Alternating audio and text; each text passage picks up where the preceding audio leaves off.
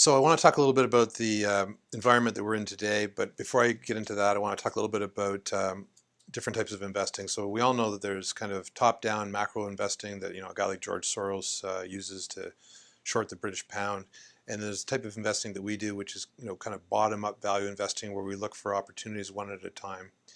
And what I wanted to say about that was I think since the financial crisis, value investors like myself have tried to pay a little bit more attention to where we are in the business cycle to make our investing decisions. I don't want to put too fine a point on it and get into very precise arguments about macroeconomic forces because I think it's very complicated. But I do think that a general understanding of where we are in the business cycle is helpful in terms of making good value investments.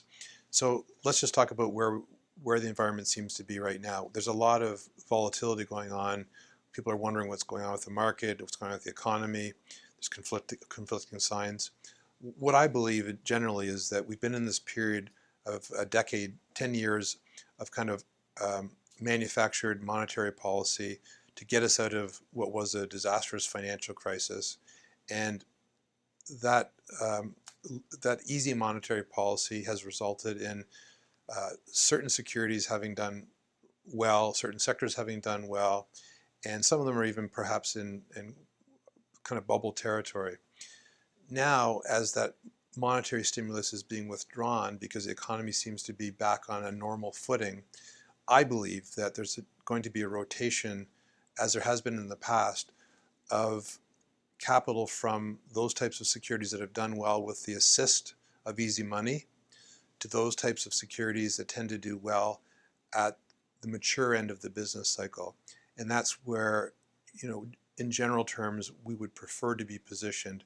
We have, securities of all different types in our portfolios, pharmaceuticals, commodity companies, and whatnot. But in general terms, I think that the securities that might do very well in this next period of time are those securities that haven't done very well in that kind of manufactured monetary policy. But as we get back to a more natural and real business cycle, I think they might do very well.